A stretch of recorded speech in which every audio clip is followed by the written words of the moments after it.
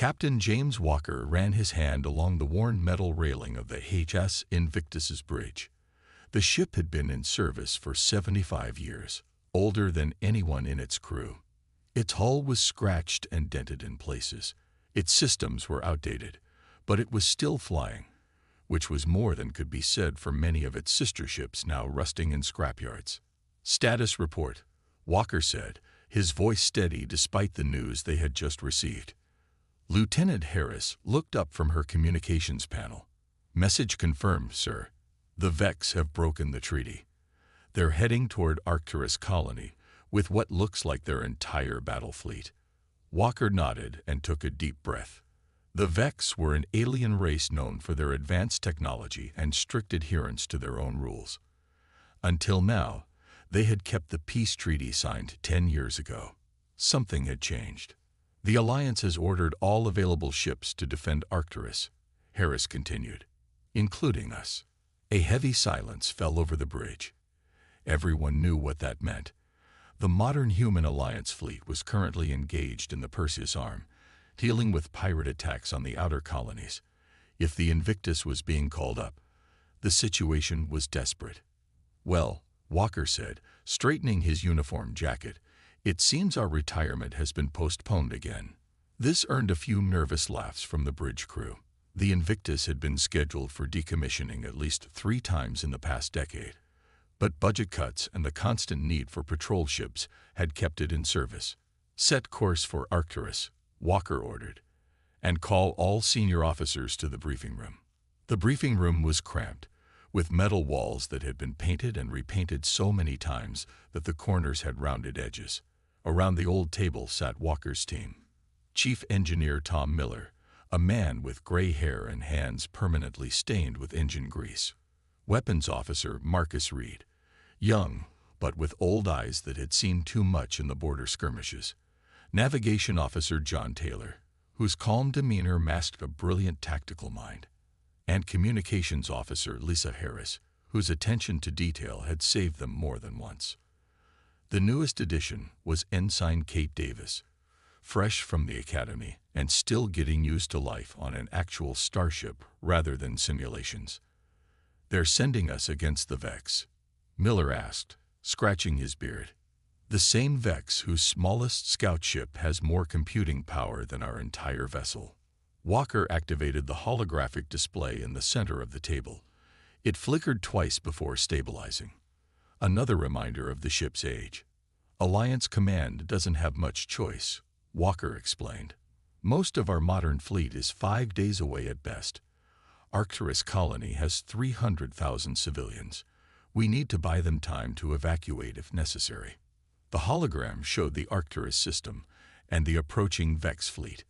15 ships of various sizes, all sleek and dangerous.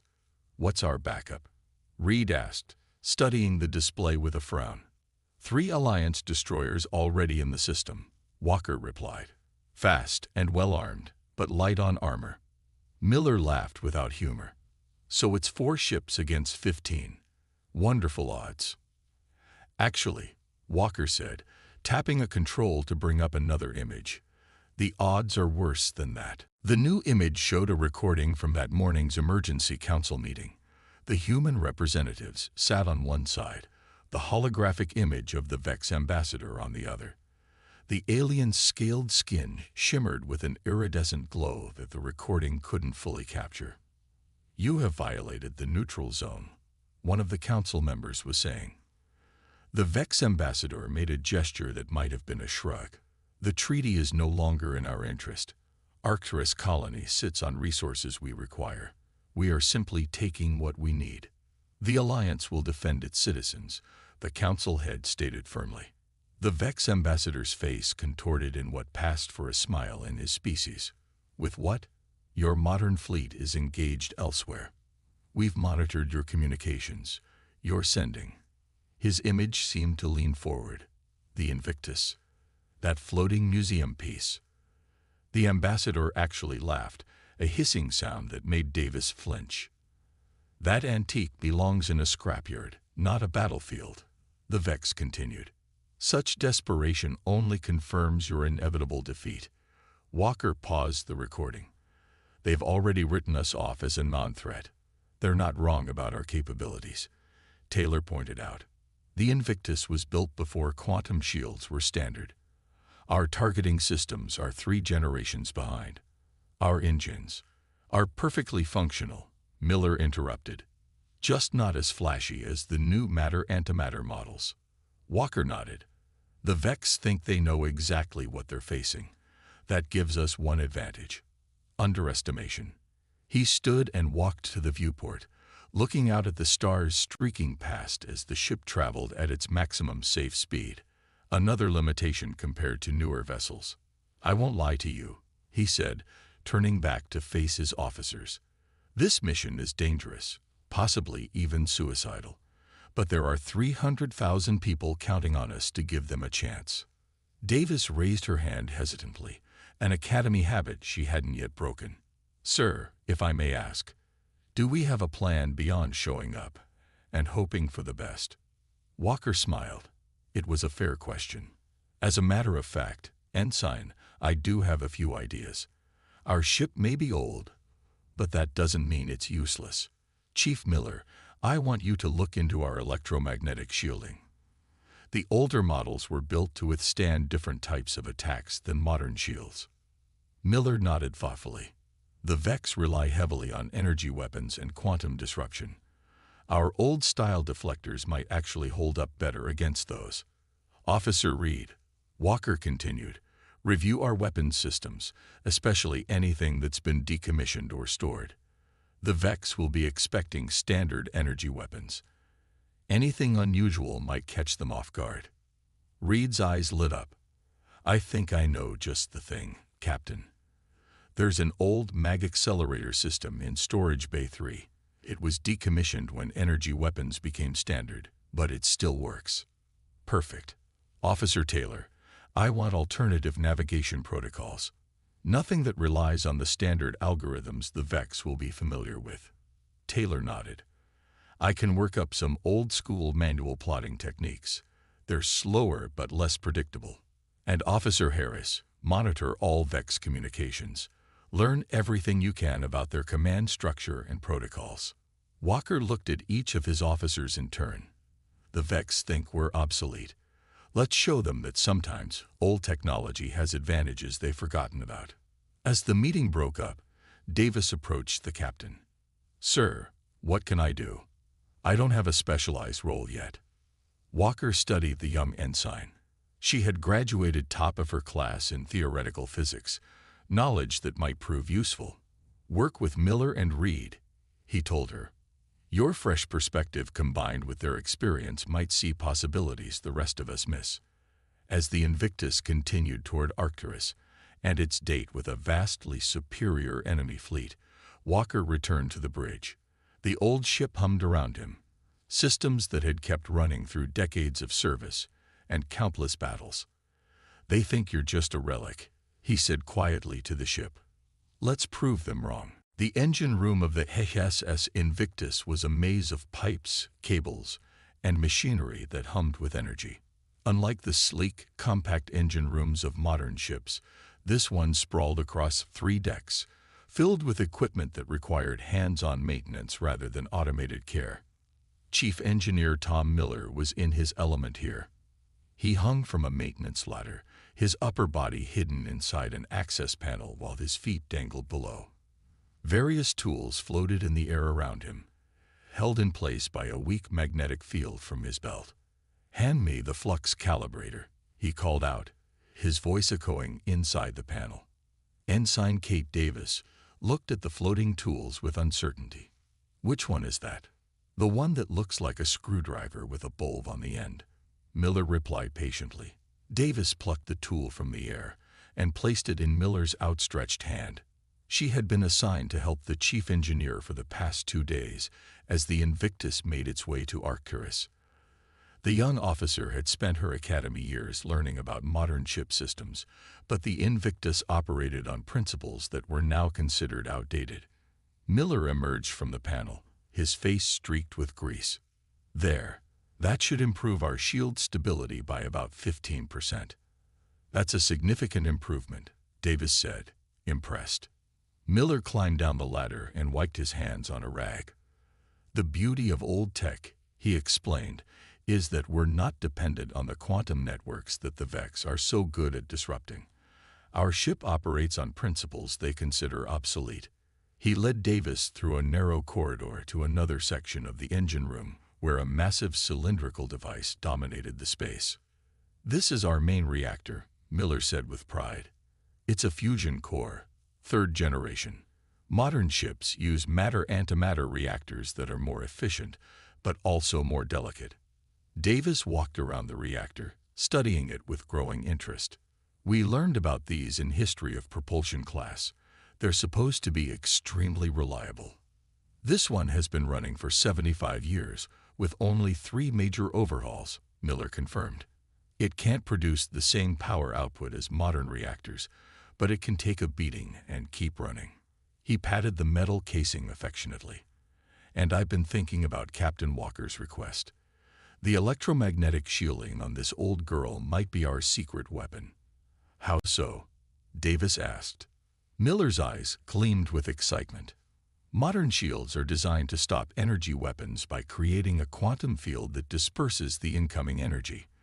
But they're vulnerable to certain types of electromagnetic pulses.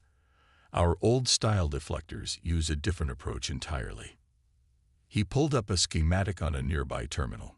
"If I can reconfigure our shield generators to create a concentrated electromagnetic pulse, we might be able to temporarily disable Vex targeting systems without affecting our own older electronics." Davis caught on quickly. "Because our systems aren't as dependent on sensitive quantum circuits." "Exactly," Miller nodded approvingly. "Sometimes being old-fashioned has its advantages." On the other side of the ship, Weapons Officer Marcus Reed was elbow-deep in a storage crate, pulling out dusty components and placing them on the deck around him. The weapons bay was as cluttered as the engine room, filled with launchers, barrels, and ammunition systems that had been standard when the Invictus was built. A loud clang echoed through the bay as Reed extracted a large cylindrical device from the crate. "Found it," he called out triumphantly. Captain Walker stepped through the doorway, ducking slightly to avoid hitting his head on the low frame. "Found what, exactly?" Reed gestured to the device with excitement. "This, sir, is a magnetically accelerated slug thrower. It was the main weapon system on ships like the Invictus before energy weapons became standard." Walker crouched down to examine the device. "Will it still work?" "The basic mechanism is sound," Reed said. "It uses powerful electromagnets to accelerate solid metal projectiles to near-relativistic speeds. No fancy quantum mechanics, just good old-fashioned kinetic energy." "And you think this will be effective against Vex ships?" Reed nodded eagerly. "That's the beauty of it, sir. Modern shields, including Vex shields, are designed primarily to counter energy weapons like lasers and plasma. They're much less effective against physical projectiles, especially ones moving at the speeds this baby can achieve." Walker stood up, a thoughtful expression on his face. "How quickly can you get it operational?" "With Chief Miller's help, I can have it installed and calibrated in 24 hours, Reed promised. "We'll need to fabricate some ammunition, but the raw materials are available in storage." "Do it," Walker ordered. "And keep it quiet. I don't want the Vex to know what we're planning until it's too late."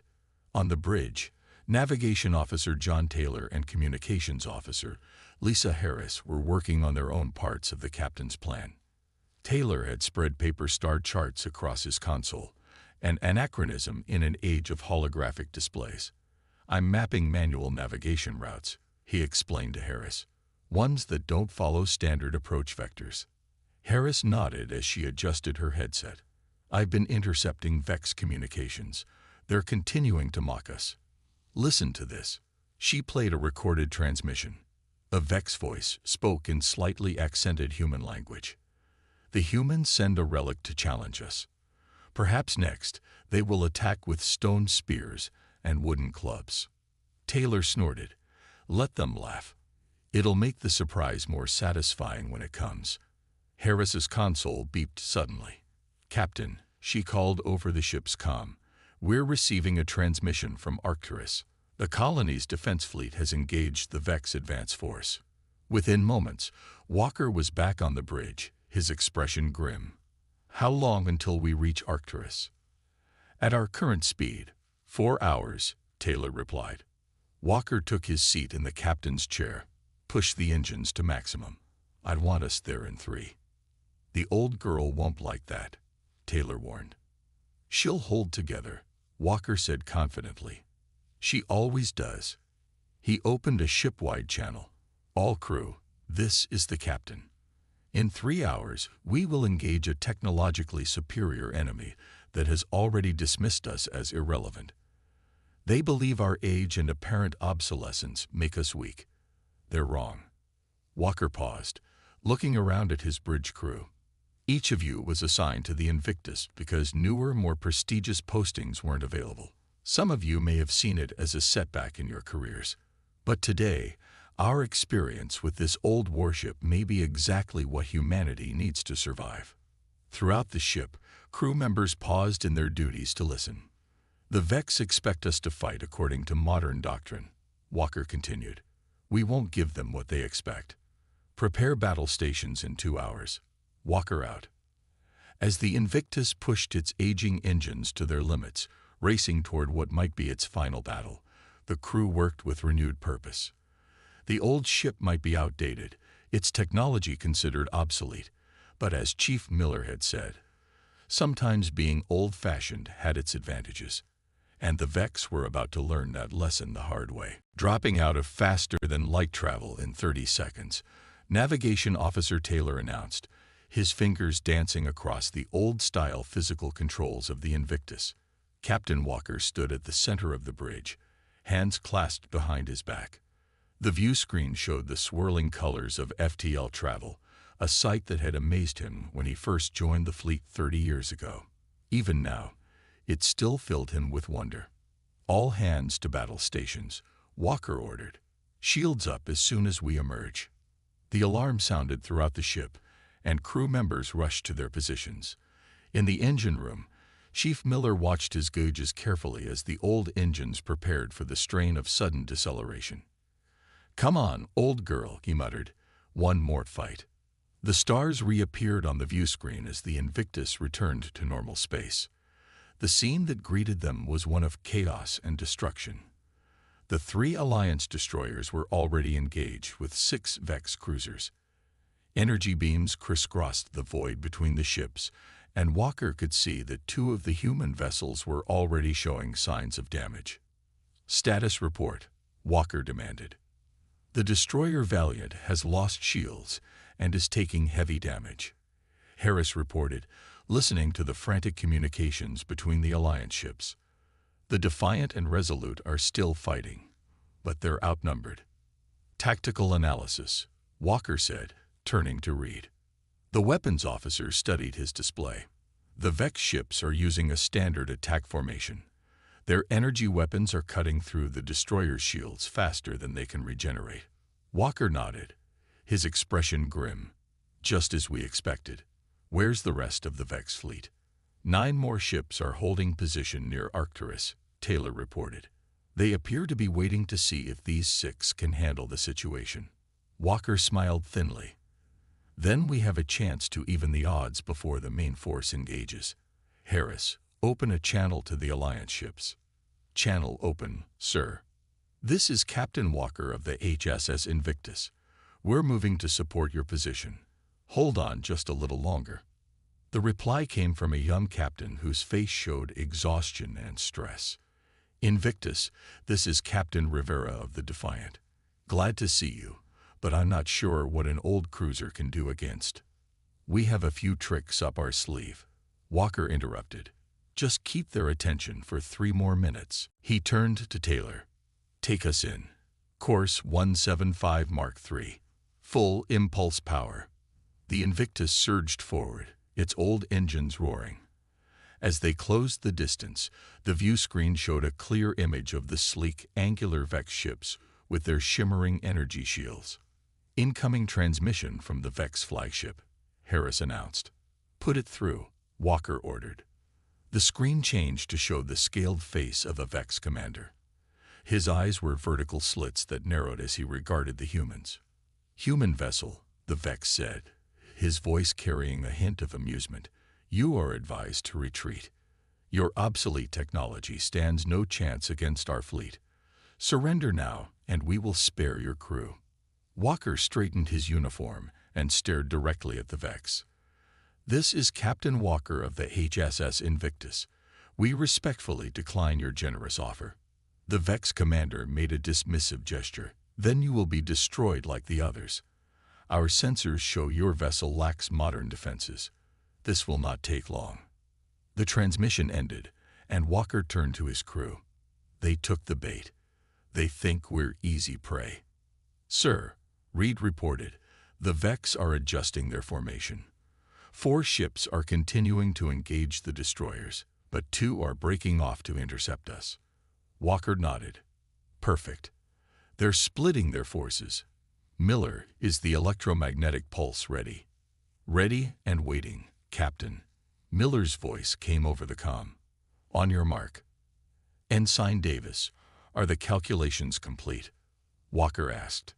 Davis, who had been working at a secondary console, looked up. "Yes, sir. I've mapped the frequency patterns of the Vex shields based on the data we gathered. If we time the pulse correctly, we should disrupt their targeting systems for approximately 12 seconds. That's all the time we need." Walker took his seat in the captain's chair. "All hands, prepare for combat maneuvers. Reed, is the slug thrower online?" "Yes, sir. Loaded and ready to fire." Walker leaned forward, his eyes fixed on the approaching Vex cruisers. Their sleek hulls gleamed in the light of Arcturus's sun energy weapons charging with a bright blue glow. "Let them get within 50,000 kilometers," Walker ordered. "Then execute countermeasures Plan Alpha." The bridge was silent except for the beeping of consoles and the occasional status report. The distance counter ticked down. 70,000, 60,000, 55,000. "Vex cruisers charging weapons," Reed warned. "Hold steady," Walker said calmly. 50,000 kilometers. "Now, Miller," Walker commanded. Deep in the engine room, Miller threw a series of switches. The lights on the bridge dimmed momentarily as power was diverted to the electromagnetic emitters spread across the hull of the Invictus. A massive pulse of electromagnetic energy burst from the old ship, invisible to the eye, but devastating to sensitive electronic systems. On the view screen, the Vex cruisers seemed to falter. Their engines flickered, and their weapons discharge became erratic. "Direct hit," Davis exclaimed. "Their targeting systems are offline." "Reed, fire the slug thrower," Walker ordered immediately. Reed pressed the firing control.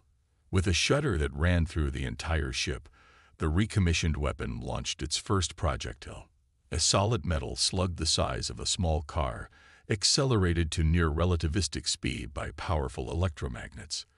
The weapon was crude by modern standards, using technology that had been replaced by energy weapons decades ago. But the Vex, with their sophisticated shields designed to disperse energy attacks, were unprepared for a physical projectile moving at such tremendous speed. The slug tore through the weakened shields of the nearest Vex cruiser and punched straight through its hull. Secondary explosions bloomed along the ship's sleek form as atmosphere vented into space. The cruiser listed to one side, clearly crippled. A cheer went up from the bridge crew of the Invictus. "Direct hit on the first cruiser," Reed reported, unable to keep the excitement from his voice. "Their hull is breached in multiple locations." "The second cruiser is adjusting its shields," Davis warned. "They're adapting more quickly than we anticipated." Walker nodded. "As expected." Taylor, evasive pattern Delta. "Reed, prepare another slug but hold fire until I give the order." The Invictus wheeled away from the damaged Vex cruiser, its old engines straining as Taylor pushed them to their limits. The second Vex vessel gave chase, its weapon systems coming back online as it recovered from the electromagnetic pulse. "They're targeting our engines," Harris reported, listening to the Vex communications. Walker smiled. "Just as we thought they would." But our power distribution isn't where modern schematics would place it. Energy beams from the Vex cruiser struck the aft section of the Invictus.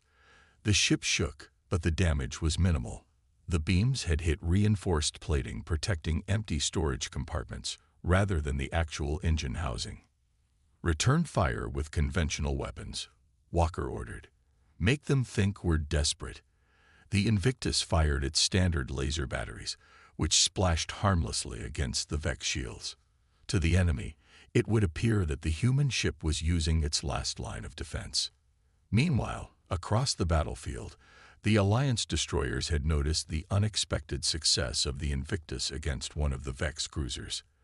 They began to concentrate their fire on the remaining enemies, fighting with renewed hope. "Sir," Harris called out, "Captain Rivera is asking how we managed to take down a Vex cruiser." Walker's eyes never left the tactical display. "Tell him we'll explain later. For now, tell him to watch and learn." As the battle continued to unfold around them, the crew of the Invictus prepared for their next move. The old ship might be outnumbered and outgunned, but it had landed the first meaningful blow of the engagement. The Vex were no longer laughing. The bridge of the Invictus shook as another Vex energy beam struck the ship's hull. Warning lights flashed across control panels, but the old vessel held together. "Damage report," Walker demanded, gripping the arms of his captain's chair. "Hull breach on deck 4, Harris reported. "Emergency force fields are holding. Minor damage to the port side weapons array." Walker nodded grimly. The Invictus had landed a significant blow against one Vex cruiser, but the others were adapting quickly. The electromagnetic pulse that had worked so well in their first attack would not be as effective a second time. "Sir," Reed called out from the weapons station, "the Vex have adjusted their shields. They're now generating a rotating frequency pattern that will be harder to disrupt." "Just as we expected," Walker replied. "They learn fast. What about the slug thrower?" Reed checked his readouts. "Reloaded and ready, sir, but if they've adapted their shields to block physical projectiles, we'll need a new approach." Walker turned to Davis, who was analyzing the Vex shield patterns on her console. "Ensign, any suggestions?" Davis looked up, her young face showing a mix of nervousness and excitement. "Their shields operate on predictable frequencies, sir. If we time our weapons fire to match the opposing phase of their shield cycles, we might be able to penetrate them." Walker raised an eyebrow. "Explain." "It's like waves, sir," Davis said, bringing up a simple diagram on the main view screen. "When two waves meet, if they're in phase, they amplify each other. If they're in opposite phase, they cancel each other out. The Vex shields operate on wave principles. If we fire precisely when their shields are at the weakest point in their cycle, we can get through." "Can we predict those cycles?" Walker asked. Davis nodded. "I've been analyzing their pattern. It's complex, but not random. With Officer Reed's help, we can time our attacks to coincide with the weak points." Walker turned to Reed. "Can you make that happen?" Reed looked doubtful. "Modern targeting systems could do it easily, but ours—" He paused, thinking. "Actually, our older systems might be an advantage here. They require manual timing rather than relying on algorithms. The Vex won't expect human reflexes instead of computer precision." "Make it work," Walker ordered. "Harris, send this information to the Alliance destroyers. Let's coordinate our attacks." As Harris relayed the tactical information, Taylor reported from navigation. "Sir, the damaged Vex cruiser is retreating, but the other 5 are moving to surround us, and I'm detecting energy signatures from the main Vex fleet near Arcturus. They're powering up engines." Walker considered this news. "They're calling in reinforcements. We need to even the odds before they arrive." He opened a channel to engineering. "Miller, what's our status?" "The old girl's holding together, Captain," Miller replied over the comm. "But the electromagnetic pulse generator needs time to recharge if you want another full-strength burst." "How long?" "At least 10 minutes at current power levels." Walker made a quick decision. Divert non-essential power to the pulse generator. I want it ready in 5 minutes. Aye, Captain. But that means reduced power to secondary systems, including life support on the lower decks. Do it, Walker ordered. Evacuate all personnel from those sections first. He turned back to the bridge crew. We need to buy time. Taylor, initiate the decentralized power protocol. Taylor nodded and began entering commands. Decentralized power protocol initiated. Throughout the ship, systems began powering down and up in seemingly random patterns. From the outside, the Invictus would appear to be experiencing multiple system failures. A damaged ship struggling to maintain operation. Their targeting algorithms are seeking our power core, Taylor explained. But our power distribution isn't where modern schematics would place it. On the view screen, they could see the Vex energy beams striking various parts of the Invictus, searching for a critical hit point that wasn't where they expected it to be. Reed Davis, implement your timing strategy, Walker ordered. Target the lead Vex cruiser. Reed and Davis worked quickly, their hands moving across their consoles in synchronized movements. Reed counted down, firing in 3, 2, 1, now. The Invictus's conventional weapons fired at precisely the moment when the Vex shields were at their weakest point in the cycle. The energy beams punched through, striking the cruiser's hull directly. Direct hit, Reed announced. Minimal damage, but we proved the concept works. Walker nodded. Keep firing. Coordinate with the Alliance destroyers to time their attacks as well. Over the next few minutes, the tide of battle began to shift. The Alliance destroyers, following the Invictus's lead, began timing their weapons fire to penetrate the Vex shields. The Vex ships, designed to withstand sustained energy attacks, were now taking damage from precisely timed bursts that slipped through their defenses. Sir, Harris called out, Captain Rivera reports successful hits on the Vex vessels. They're requesting our next move. Before Walker could respond, Taylor shouted, multiple hyperspace signatures detected. The rest of the Vex fleet is arriving. The view screen showed 9 additional Vex warships emerging from hyperspace. They were larger than the cruisers, with more weapons emplacements visible on their gleaming hulls. We need to end this now, Walker said quietly. He opened a channel to engineering. Miller, status of the electromagnetic pulse. Ready to fire at 80% capacity, Captain, Miller replied. It'll have to do. Walker turned to his crew. Here's the plan.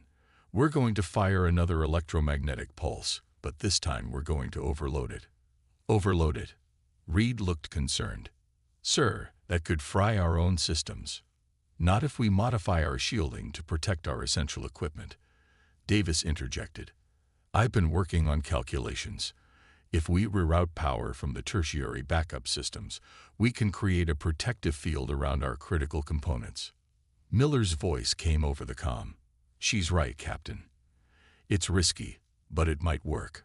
We'll need to time it perfectly, though. Once we initiate the overload, we'll have about 30 seconds before it fires. There's no stopping it after that. Walker looked around at his crew, seeing determination in their eyes. The Invictus has served for 75 years.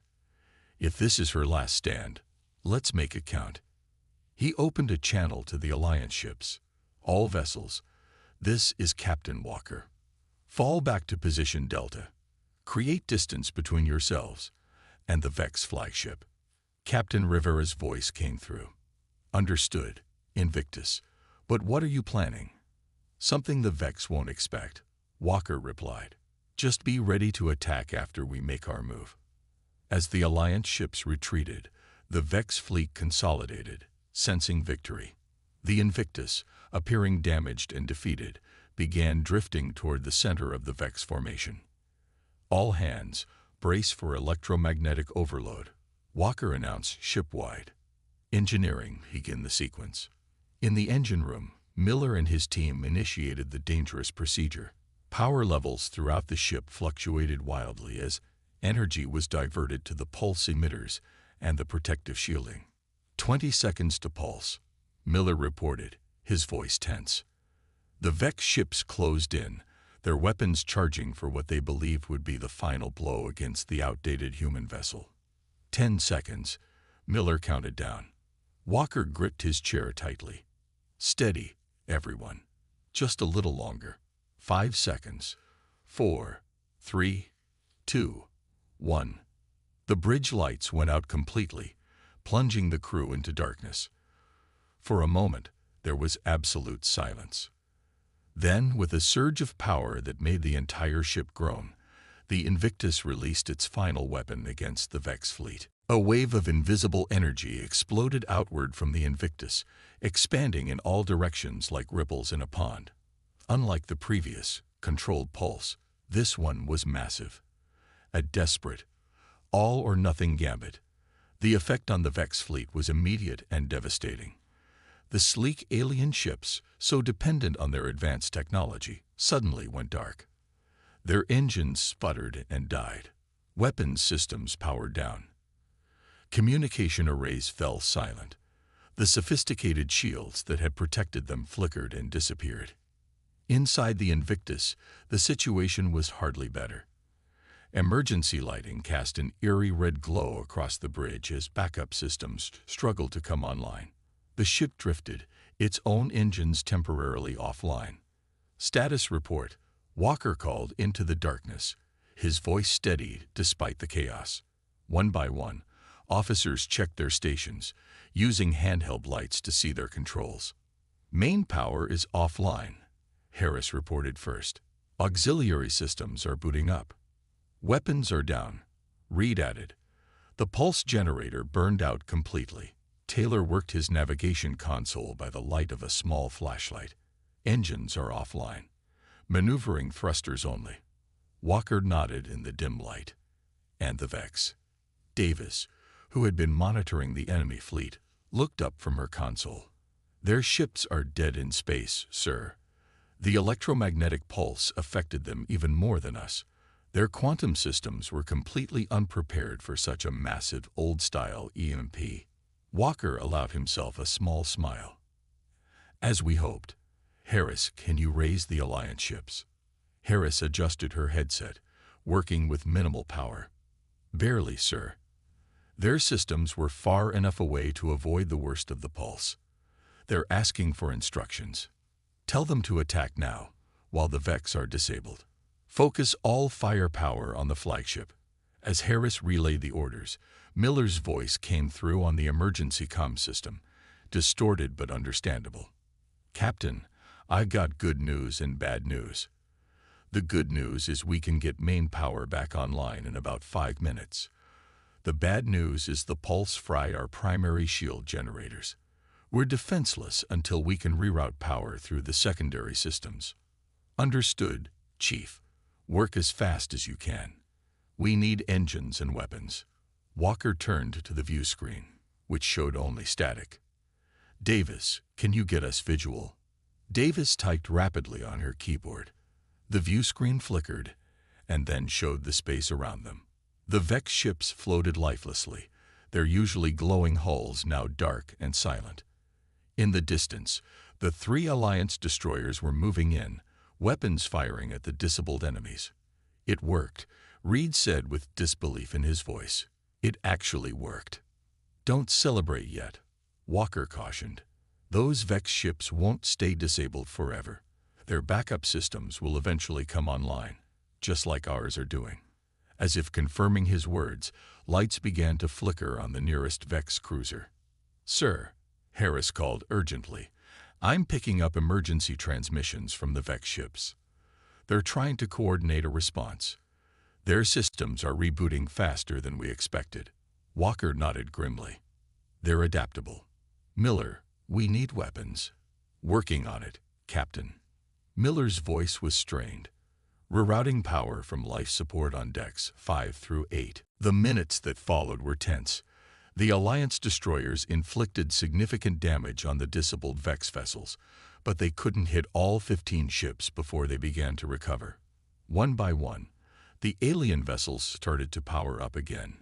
Sir, Reed reported, weapons are back online, but we only have enough power for the conventional batteries. The slug thrower is still offline. Target the nearest recovering Vex ship, Walker ordered. Fire as soon as you have a lock. The Invictus's weapon systems came to life, energy beams lancing out to strike a Vex cruiser that was just beginning to raise its shields. The beams hit vulnerable points on the hull, causing explosions that rippled along the alien vessel's length. Around them, the battle had transformed. The 3 Alliance destroyers, no longer outmatched, were inflicting serious damage on the Vex fleet. Several enemy ships were already crippled beyond repair, venting atmosphere and debris into space. Engine power restored to 60%, Taylor announced. Get us moving, Walker ordered. Evasive pattern echo. Make us a harder target when they get their weapons back online. The Invictus lurched forward, its old engines straining as it began to move through the battlefield. Walker watched the tactical display, now functioning again, which showed the positions of all ships in the engagement.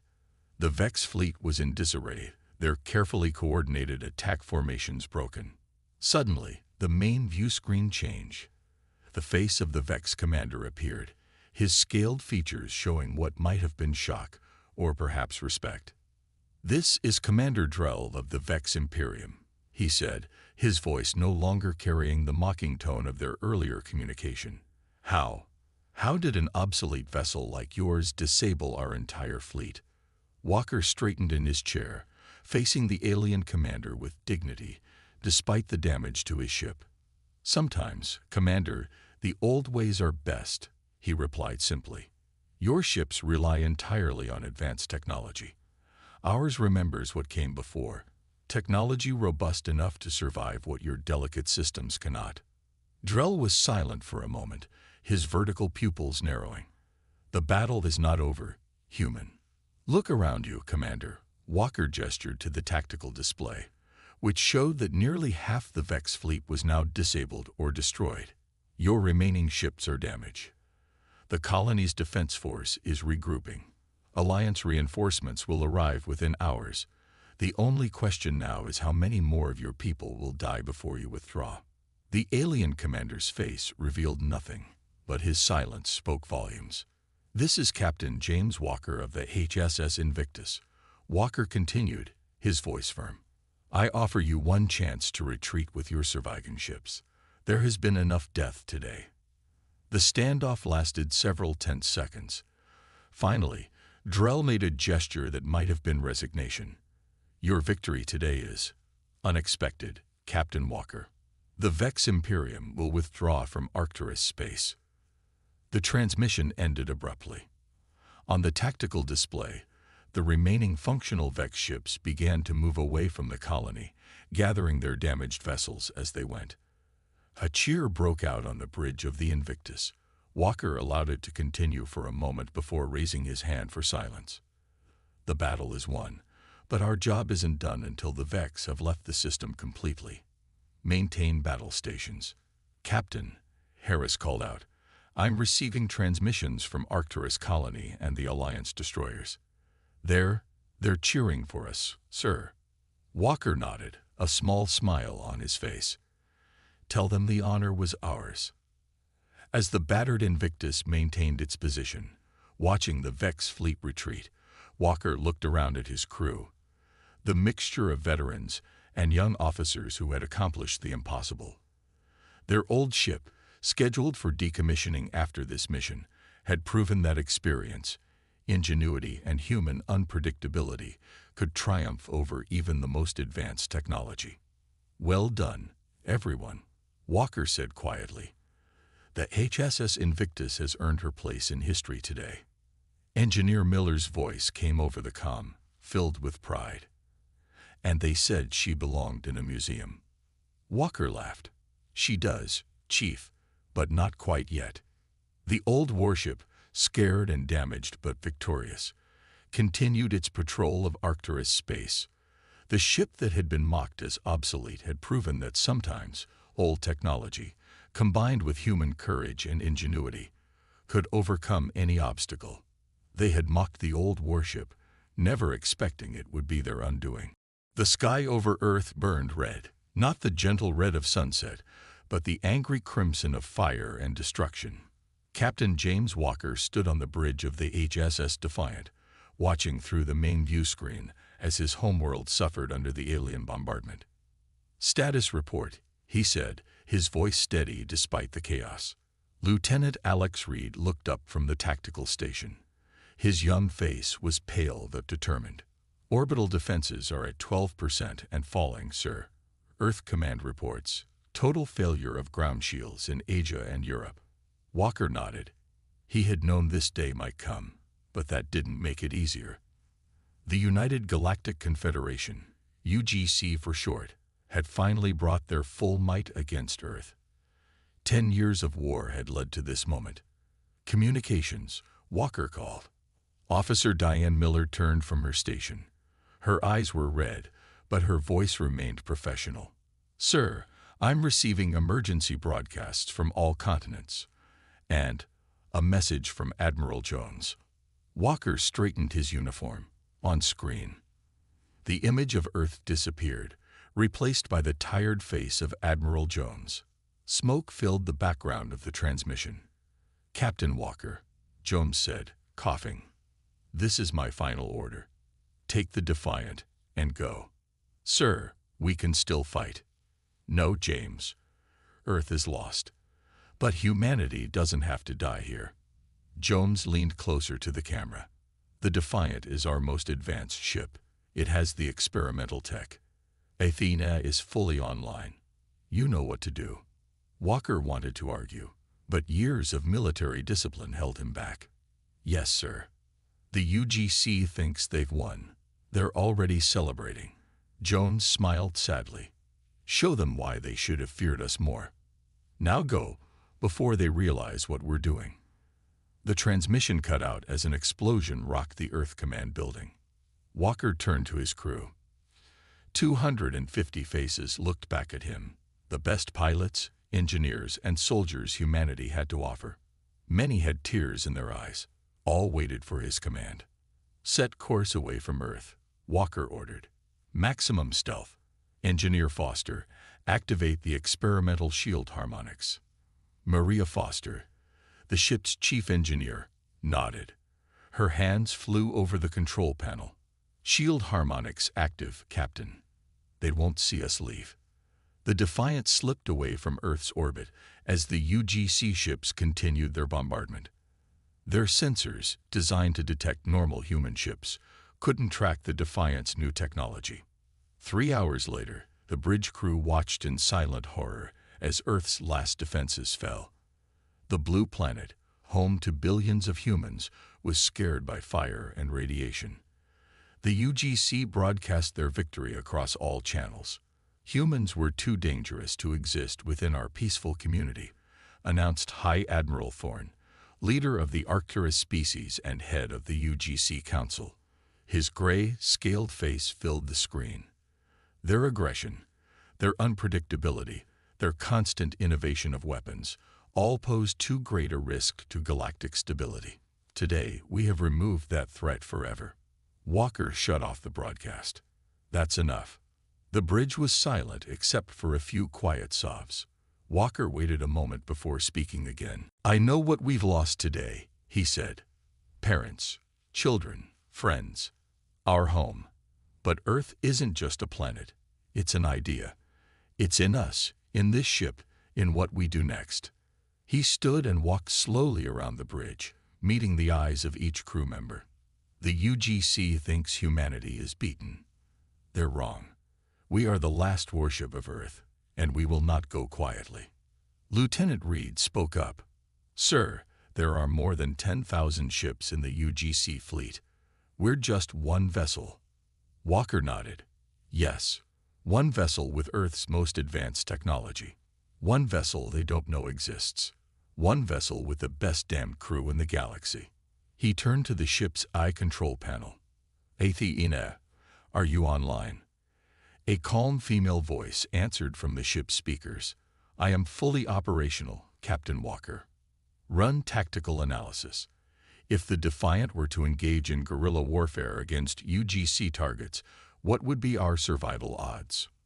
The eye was silent for 2.8 seconds, an eternity for a quantum computer. Conventional analysis suggests a 98.7% probability of destruction within 3 months. Several crew members looked down, hope fading from their faces. However, HFY continued, if we implement unconventional human battle strategies and utilize my adaptive learning algorithms alongside the experimental technologies, survival probability increases to 57.3%. With successful initial operations, this could improve further. Walker smiled. Better than the odds Earth faced.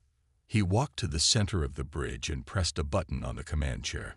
His voice would now reach every crew member on the ship. All hands, this is Captain Walker.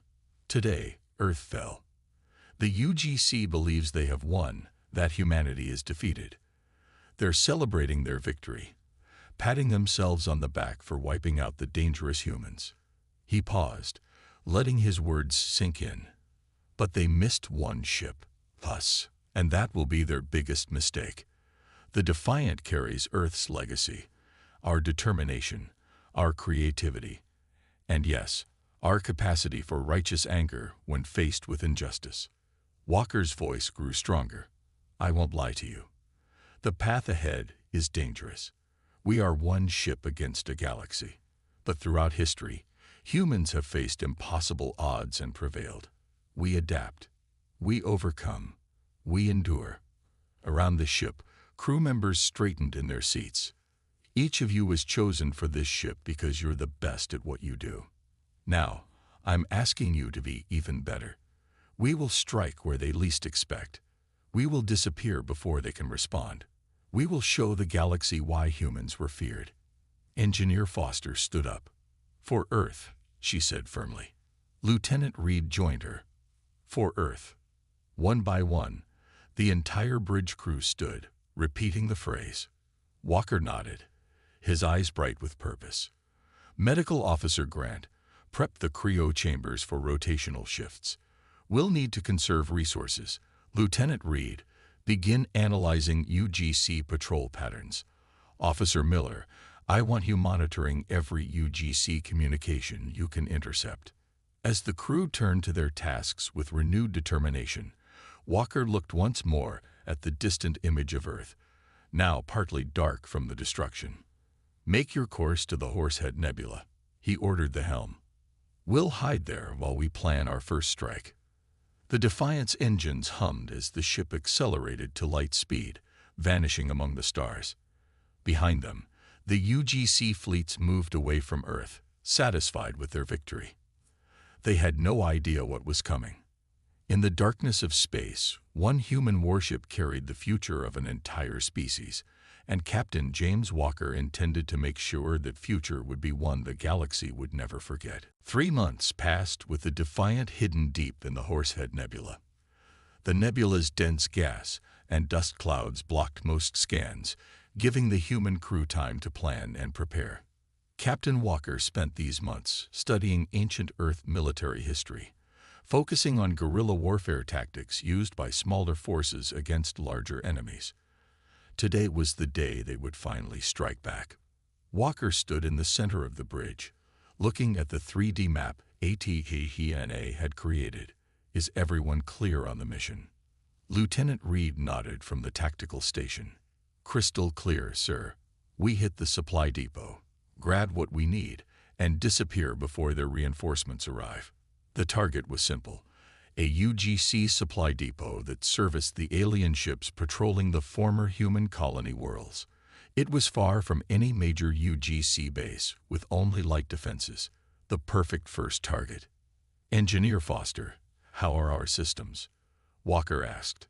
Maria Foster looked up from her console with a tired smile. These 3 months have been hard on everyone, but especially the engineering team working around the clock to prepare the ship. All systems at peak performance, Captain.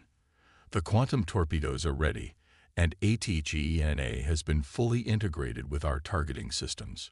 Walker nodded. Athena, final analysis. The A's calm voice filled the bridge. Based on intercepted UGC communications and patrol schedules, We have an 82.3% chance of completing the mission with minimal damage. The depot's current defensive capabilities are limited to 3 patrol ships and basic shield technology. Good odds, Walker said. He looked around at his crew. Many still carried the haunted look of those who had watched their homeworld die. But now, there was something else in their eyes. Determination. Purpose.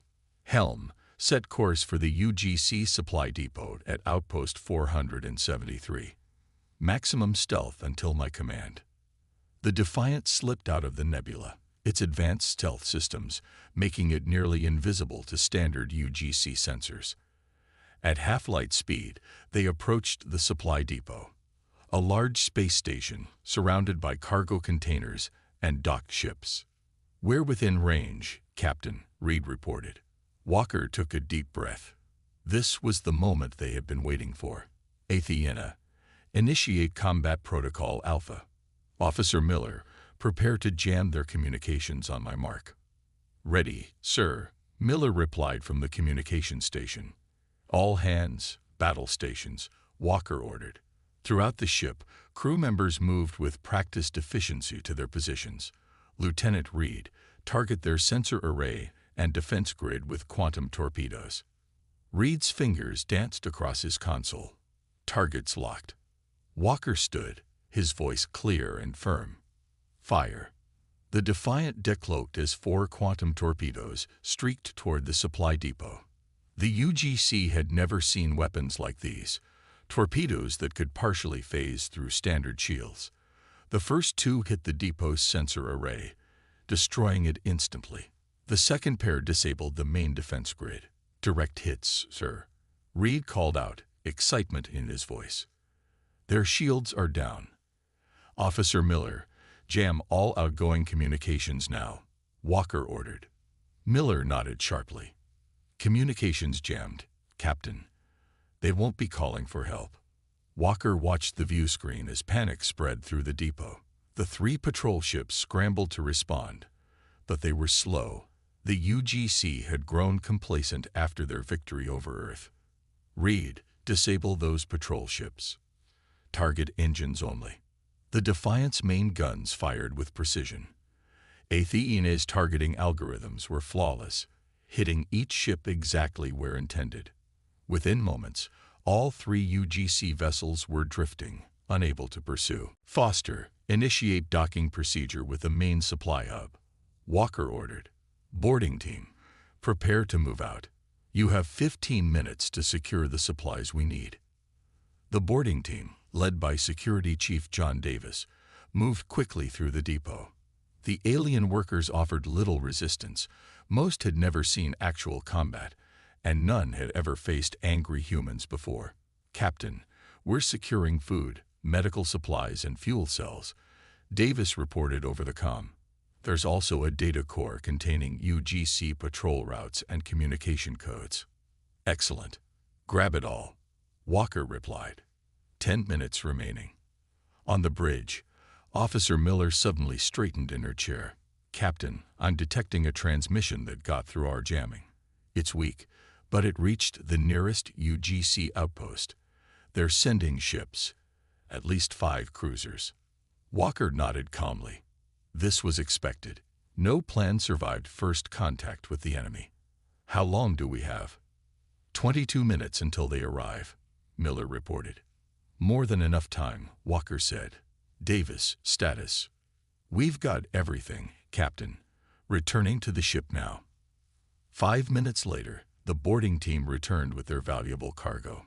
Engineer Foster had also managed to siphon additional fuel for the Defiant's engines. All personnel aboard, Captain, Reed confirmed. Disengage docking clamps. Helm, prepare for maximum acceleration on my mark. Walker watched the tactical display as the UGC reinforcements approached. Athena, plot a course through the Calera asteroid field. Captain, Reed objected. The Calera field is extremely dangerous. The asteroids are densely packed and highly unstable. Walker smiled slightly. Exactly. The UGC ships are bigger and less maneuverable than we are. They won't follow us in there. Course plotted. Athena confirmed. Mark, Walker ordered. The Defiant shot away from the depot at full speed, leaving behind 3 disabled patrol ships and a damaged supply station. The human warship reached the edge of the Calera asteroid field just as the UGC reinforcements arrived at the depot. "They're pursuing," Captain Miller reported. As expected, Walker said calmly, "Helm, take us into the asteroid field. Athena, guide us through." The Defiant dove into the swirling mass of rocks and ice. The ship twisted and turned with incredible precision, avoiding collisions by mere meters sometimes. Behind them, 2 UGC ships attempted to follow. "They're still on our tail," Reed reported, gripping his console as the ship made another sharp turn. Walker nodded. "Engineer Foster, prepare to detonate one of our mines." During their approach, the Defiant had quietly dropped several small mines, another technology the UGC hadn't encountered before. "Mine ready, Captain," Foster confirmed. Walker watched the tactical display carefully. "Wait for it. Now." The mine exploded, sending hundreds of asteroid fragments hurtling in all directions. The UGC ships, unable to maneuver quickly enough, suffered heavy damage. One lost its engines completely and drifted into a larger asteroid, exploding on impact. The other pulled back, abandoning the pursuit. The bridge crew of the Defiant cheered. "Secure from battle stations," Walker ordered, allowing himself a small smile. "Set course for our secondary hiding location in the Vega Nebula. Maximum stealth once we clear the asteroid field." As the Defiant slipped away, the crew began to catalog their captured supplies and data. The raid had been more successful than they had dared to hope. Later that night, in his private quarters, Walker recorded a message. He knew the UGC would eventually intercept it. That was the point. To the United Galactic Confederation. "You believe humanity died with Earth. You were wrong. We are still here, and we will not be forgotten. This is just the beginning." He ended the recording and sent it on a burst transmission to every UGC frequency they had discovered. Throughout UGC space, the message played on thousands of screens. On dozens of occupied human colony worlds, people heard the captain's words and began to hope again. In the UGC headquarters on Arcturus Prime, High Admiral Thorne watched the message with growing rage. "Find that ship," he ordered his subordinates. "I want it destroyed immediately." But the Defiant was already gone, hidden among the stars, planning its next strike. The hunt had begun. 6 months after Earth's destruction, the HSS Defiant had become a legend across UGC space. The human warship had struck 23 targets, destroyed or disabled over 40 UGC vessels, and disappeared like a ghost each time. Captain Walker stood on the bridge, reviewing their latest successful mission. "Damage report." Engineer Foster looked up from her console. "Minor damage to our port shield generators. I can have them fixed in 6 hours." Walker nodded. "Good work. And what about our target?" Lieutenant Reed smiled. "The weapons facility is completely disabled, sir. They won't be building any more planet killer bombs there." The crew had changed over these 6 months. Gone were the haunted looks of grief. Now they moved with confidence and purpose. Athena had helped them perfect their hit-and-run tactics, with the AI continuously learning and adapting their combat strategies. "Captain," Officer Miller called from communications, "I'm picking up a distress signal from a UGC research station in the Orion sector. It's not a standard UGC frequency." Walker frowned. "Put it through." A weak voice came through the speakers. It spoke in broken English. "Help. Prisoners. Experiments. Not much time." The bridge fell silent. It could be a trap. Reed said what everyone was thinking. Walker considered this. Athena. Analysis. The AI responded promptly. "The transmission originates from Research Station Gamma 9. Intelligence from our previous raids indicates this facility is used for classified biological research. The signal uses an old Earth emergency frequency that the UGC would be unlikely to know. Walker made his decision. Set course for the research station. Maximum stealth. We'll assess the situation before committing to action. 3 hours later, the Defiant hung in space near the research station, a large ring-shaped structure with multiple docking bays. Scans showed minimal defensive capabilities, but several labs and containment areas. I'm detecting life forms in the containment sections, Reed reported. Not human. And not any UGC species we've encountered before. Walker stood. I'll lead the boarding party. Reed, you're with me. Dr. Grant, prepare the medical bay for possible injured. Foster, keep the engines hot. We may need to leave quickly. The boarding team, equipped with advanced stealth suits, entered the station through a maintenance airlock. They moved silently through the corridors, avoiding the few UGC guards. In the main lab, they found the source of the distress call, and much more. By all that's holy, Medical Officer Grant whispered as they entered the containment area. 3 different alien species were being held in separate cells. One group looked like tall, crystalline beings with multiple limbs. Their bodies seemed to shimmer with inner light. Another species appeared aquatic, with blue-green skin and large, intelligent eyes. The third were small, gray-skinned creatures with 6-fingered hands and oversized heads. Walker approached the nearest cell. The crystalline being inside moved forward. "You are human?" it asked in halting English. Walker nodded. "I'm Captain Walker of the HSS Defiant." "The ghost ship," the being said. "We heard stories. I am Sal of the Novan. We sent the signal. We hoped." Reed was checking the security systems. "Captain, we got maybe 10 minutes before the next guard rotation." Walker turned back to Axel. "We're going to get you all out of here." "What is this place?" "They experiment on us," Zal explained. "The UGC. They take species they think are useful but not civilized enough for membership. We are tools to them." Walker's jaw tightened. "Not anymore. Reed, get these cells open."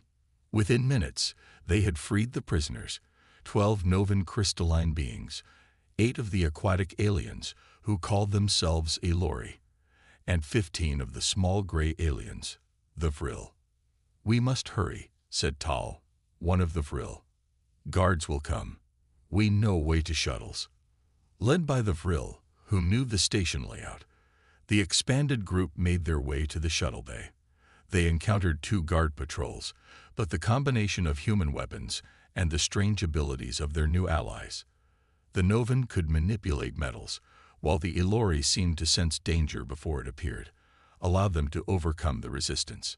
They reached the Defiant with only moments to spare before a general alarm sounded throughout the station. "Cast off. All hands to battle stations," Walker ordered as they rushed onto the bridge. The freed aliens were escorted to the cargo bay, which Dr. Grant had hastily converted to a temporary shelter. The Defiant pulled away from the station just as UGC defense systems came online. 2 patrol ships moved to intercept. "Hold on," Walker warned everyone. "Athena, evasive pattern Delta." The ship lurched as it executed a complex series of maneuvers. The UGC ships fired, but their shots went wide as the Defiant's new shield harmonics scattered their targeting systems. "Return fire," Walker ordered. "Disable their engines only." The Defiant's weapons struck with surgical precision. Within moments, both UGC ships were drifting helplessly. "Get us out of here," Walker said. "Maximum speed to the rendezvous point." Once they were safely away, Walker went to check on their rescued passengers. Dr. Grant was already treating injuries and running scans. "Fascinating biology," Grant told Walker. "The Novan are silicon-based, not carbon like us. The Elori have a kind of natural telepathy. They can sense emotions and intentions. And the Vril, absolutely brilliant minds. They were forced to develop weapons for the UGC." Zal approached Walker. "You saved us. Why?" "We are not human." Walker looked at the alien thoughtfully. Because it was right, and because we have a common enemy. Over the next few days, the crew of the Defiant learned more about their new allies. The Novan had natural engineering abilities, able to shape metal and crystal with their touch. The Ilori's telepathic abilities made them excellent at anticipating enemy actions. The Vril were technical geniuses who had been forced to build weapons for the UGC for decades. In the ship's conference room, Walker met with representatives from each species. "The UGC has controlled our worlds for centuries," explained Tal of the Vril. "They call us lesser species, use us like tools." "We are not the only ones," added Mary and Ilori. "Dozens of worlds suffer under UGC rule. When they found Earth, they feared humans would help us rebel. That is why they destroyed your world." Walker absorbed this information. What had started as a mission of survival and revenge was becoming something bigger. "I have a proposal," he said finally. "The Defiant can't free all these worlds alone, but together we might start something that could change the galaxy." He outlined his plan: a resistance network across UGC space. The Defiant would continue its raids, drawing UGC forces away from occupied worlds. Meanwhile, their new allies would establish contact with other subjugated species, building the hidden alliance. "It will be dangerous," Walker warned. "The UGC is powerful." Kazel's crystalline body glowed brighter. "So is hope, and you have given us that." As the meeting ended, Walker returned to the bridge. On the main screen, he could see a UGC news broadcast showing High Admiral Thorne. "We have committed half the UGC Navy to hunting down the human terrorist vessel," Thorne was saying. "This menace will be eliminated." Walker smiled. Half the UGC Navy chasing one ship meant many occupied worlds would have reduced protection, exactly what they needed. The captain looked around at his crew, now working alongside their new alien allies. What had begun as humanity's last stand was becoming a galaxy-wide revolution. And it was just beginning. 1 year after Earth's destruction, the HSS Defiant had transformed from a lone warship into the center of a growing rebellion. Captain Walker stood in the newly expanded war room, studying the galactic map with his diverse command team. Humans alongside Novan, Ilori, and Vril allies. "UGC fleet movements show they're still searching for us in the Perseus Arm," Lieutenant Reed said, pointing to a cluster of red dots on the map. "But our intelligence network reports growing unrest on at least 20 occupied worlds." Walker nodded. The past 6 months had seen their small resistance grow beyond what any of them had imagined. The Defiant itself had changed, enhanced with Novan crystalline technology that strengthened its hull and improved energy efficiency. The Vril had modified their weapon systems, making them even more effective against UGC ships. Most impressive was the integration of Ilori telepathic interfaces with HFY. The AI could now anticipate enemy actions seconds before they happened, giving the Defiant an almost supernatural advantage in combat. "Our next target must send a message," Walker said. "Not just to the UGC, but to everyone watching from the shadows." Zell, now the Novan representative on Walker's council, stepped forward. The crystalline being's body pulsed with blue light as it spoke. "Our spies report Commander Grell has gathered an elite strike force, 15 of their best warships. They plan to ambush us." "Where?" Walker asked. "The Orion Nebula," replied Mary, the Ilori representative. Her large, expressive eyes blinked thoughtfully. "They believe we will attack the fuel depot there." Walker smiled slightly. "They're right. That was our next target." "It's a trap, then," Reed said with concern. "Yes," Walker agreed. "And we're going to spring it." He outlined his plan. It was bold, perhaps even reckless, but if it worked, it would change everything. 3 days later, the Defiant approached the edge of the Orion Nebula. The colorful gases and dust clouds created a stunning backdrop for what was about to unfold. "All stations report ready," Captain Reed announced. Walker nodded. "All hands, battle stations. Begin Operation Turning Point. The Defiant moved into the nebula, its advanced sensors cutting through the cosmic haze that would blind most ships. Behind them, 12 small, unmanned drones followed at a distance, a new technology developed by the human Vril engineering team. UGC fleet detected, reported Officer Miller from Communications. 15 warships, positioned exactly where intelligence suggested. They're waiting for us to reach the fuel depot before springing their trap, Walker said. Let's surprise them first. Athena, initiate attack pattern Omega. The AI's voice was calm as ever.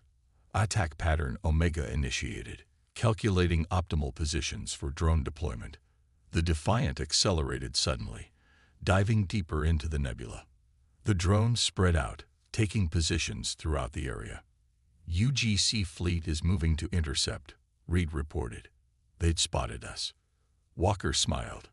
Good. Miller, open a channel to Commander Grell's flagship. On the main view screen, the stern face of Commander Grell appeared. The alien's reptilian features twisted into what might have been a smile. Captain Walker, Grell said. Finally, the end of your little rebellion. Commander Grell, Walker replied politely. I'm afraid you've misunderstood the situation. This isn't the end of anything. It's just the beginning. Before Grell could respond, Walker cut the transmission. Now, Athena. The AI activated the drones. Each small craft emitted a powerful electromagnetic pulse, specially calibrated to the frequency of UGC shield systems. At the same time, the Defiant fired a spread of quantum torpedoes directly at Grell's command ship. The results were devastating. Shields flickered and failed across the UGC fleet as the electromagnetic pulses did their work. The torpedoes struck Grell's ship, disabling its main weapons and propulsion systems. All drones functioning at optimal capacity, HFY reported. UGC fleet defenses at 23% and falling. Walker stood, his voice firm. Target their weapons and engines only. I want disabled ships, not destroyed ones. The battle that followed was unlike anything the UGC had ever experienced. The Defiant moved with impossible precision, anticipating every maneuver the enemy ships attempted. When the UGC vessels fired, the Defiant was already somewhere else. When the Defiant fired, its shot struck with unerring accuracy. 10 enemy ships disabled, Reed reported, barely containing his excitement. 4 retreating. Grell's command ship is hailing us, Miller added. Walker straightened his uniform. On screen, Commander Grell's face appeared again, but all arrogance was gone. Smoke filled the bridge behind him, and sparks flew from damaged consoles. How? Grell demanded. How can one ship defeat 15? Walker looked at him steadily. Because we're not fighting just for survival, Commander. We're fighting for freedom, not just for humans, but for all the species the UGC has oppressed. He nodded to Miller, who cut the transmission. Prepare boarding teams, Walker ordered. I want every piece of intelligence we can salvage from those ships. The aftermath of the battle yielded more than just military intelligence. The Defiant's crews found evidence of growing dissent within the UGC itself. Several member species had begun questioning the Council's policies, especially after repeated failures to capture one human vessel. Most valuable was a secured transmission from High Admiral Thorne to the UGC Council. Walker and his command team watched it in the war room. The situation has become untenable, Thorne was saying, his gray-scaled face twisted with rage. If conventional means cannot eliminate this threat, we must resort to more extreme measures. Project Supernova must be accelerated. Project Supernova, Reed asked. Tall, the Vril representative, looked up with alarm. Weapon, very bad weapon, can destroy entire solar systems. The room fell silent as the implications sank in. Later that night, Walker recorded a transmission of his own, but this one was directed not at the UGC, but at the oppressed worlds throughout the galaxy. Today, one ship defeated 15 of the UGC's best warships, he said. Not because our technology is superior, but because our cause is just. The UGC wants you to believe they are invincible. They are not. They want you to remain divided and afraid. You must not. The time for hiding is over. The time for resistance has begun. Join us. Together, we can build a galaxy where no species dominates another, where all sentient beings live in freedom. The message spread like wildfire. On dozens of worlds, beings of all kinds watched and listened. Some were inspired to open rebellion. Others began quiet sabotage of UGC operations. Many simply began to hope. In the following weeks, ships from other species began to join the Defiant. First a few, then dozens. A fleet was forming. On the bridge of the Defiant, Walker looked out at the growing assembly of vessels. What had started with one human warship was becoming an armada. HFY, he said quietly, begin planning our next mission. It's time to take this fight directly to the UGC Council. The AI's voice held a note of what sounded almost like satisfaction. Already calculating optimal approach vectors to Arcturus Prime. Captain, the final battle was coming. 18 months after Earth's destruction, a remarkable fleet gathered at the edge of the Arcturus system. At its center was the HSS Defiant, now bearing scars from countless battles, but still proud and deadly. Around it flew 200 ships from 24 different species, former slaves and subjects of the United Galactic Confederation, now united in rebellion. On the Defiant's bridge, Captain Walker studied the tactical display showing Arcturus Prime, the UGC capital planet. Heavily defended, it had never faced a serious threat before. Final status report, Walker ordered. Lieutenant Reed, now commander of the fleet's tactical operations, responded first. All ships report ready, Captain. The main fleet will engage UGC defenses here and here. He pointed to key positions. While they're distracted, the Defiant will proceed with the primary mission. Engineer Foster spoke next. The cloaking device is operational, Captain. Combine Novan Vril human technology. It should mask us from UGC sensors for approximately 40 minutes. That will be enough, Walker said confidently. Zal approached, the Novan's crystalline body glowing with a steady blue light. My people are ready, Captain. The crystals have been programmed with the evidence. Walker nodded. In the cargo bay, specially grown Novan memory crystals contained proof of the UGC's crimes against countless species over centuries. These would be crucial to their plan. All strike team members report to the shuttle bay, Walker ordered. This is what we've been fighting for. Today, we end the UGC's reign of terror. As the fleet moved into position, Walker met with his strike team, a mix of humans, Novan, Ilori, and Vril.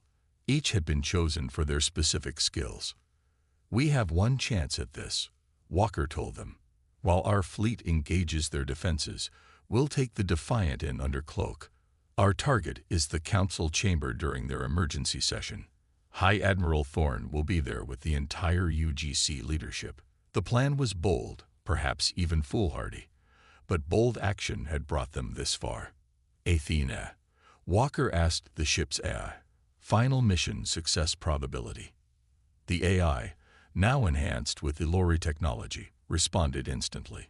53.7% probability of complete mission success, Captain. 72.4% probability of partial success. Better odds than we had at the beginning, Walker said with a small smile. Let's move out.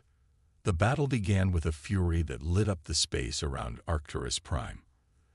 The rebellion fleet struck hard and fast, drawing UGC forces away from the capital. Amid the chaos, the Defiant slipped through the defensive grid, its new cloaking technology rendering it invisible to UGC sensors. Approaching the capital district, reported the helm officer. 35 minutes of cloak remaining. Walker stood at the center of the bridge, calm despite the tension. Take us in. Strike team, prepare for deployment. The Defiant glided silently through Arcturus Prime's atmosphere, approaching the massive dome that housed the UGC council chamber. Inside, emergency alarms were blaring as reports of the fleet attack poured in. Cloaking device failing, Foster warned. The atmospheric entry damaged some of the circuits. Walker nodded. It doesn't matter now. We're here. He turned to the weapons officer. Target the council chamber dome. Minimal power. We want to make an entrance, not destroy the building. The Defiant suddenly appeared in the skies above the Capitol, its weapons firing with surgical precision. A section of the dome collapsed inward, creating an opening large enough for the ship to hover directly above the council chamber. Inside the chamber, High Admiral Thorne and the UGC Council stared upward in shock as the human warship appeared above them. Strike team, deploy, Walker ordered. Walker led the team as they descended into the council chamber using gravity-reducing technology. The few guards present were quickly neutralized by Ilori telepathic attacks and Novan crystal weapons. High Admiral Thorne rose from his seat, rage contorting his scaled face. How dare you invade this sacred chamber? Walker walked calmly to the center of the room. This chamber stopped being sacred when you used it to order the destruction of Earth and countless other worlds. He nodded to Xal, who placed the memory crystals into the chamber's communication system. Instantly, screens around the room lit up with evidence of the UGC's crimes. Experimentation on sentient beings, destruction of peaceful worlds, enslavement of dozens of species. This evidence is now broadcasting to every world in UGC space, Walker announced. Your people are seeing the truth for the first time. Several council members looked horrified as the images played. Many had not known the full extent of the atrocities committed in their name. These are lies, Thorne shouted. Guards, kill the intruders. But the guards didn't move. Some even lowered their weapons as they watched the evidence unfold.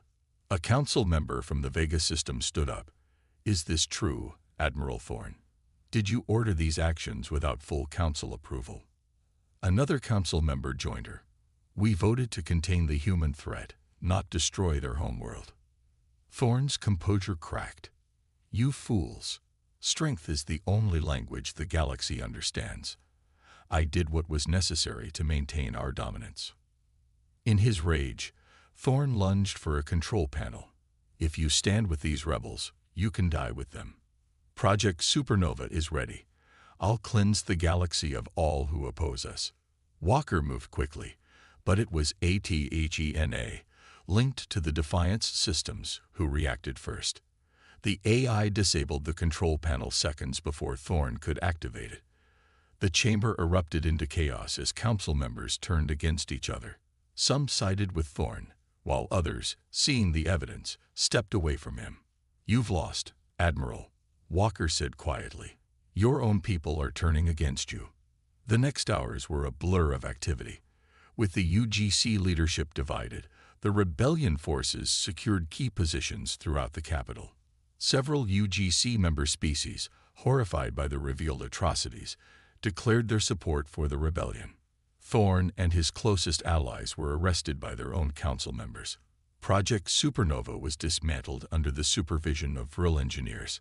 3 days later, representatives from all species, former UGC members, subjugated worlds, and rebellion forces gathered to begin forming a new government, the Galactic Alliance. Walker stood at the podium, looking out at the diverse gathering. He felt the weight of Earth's memory on his shoulders, but also the promise of a new beginning. Today marks the end of domination and the beginning of cooperation, he said. The alliance we form will be built on respect for all sentient life, regardless of origin or biology. He gestured to the HSS Defiant, now hovering peacefully above the new alliance headquarters. One ship began this journey, not because of its weapons or technology, but because of the determination of its crew. The qualities that the UGC feared in humans, our adaptability, our persistence, our willingness to stand up for what's right. These are the same qualities that will now help build a better galaxy for all.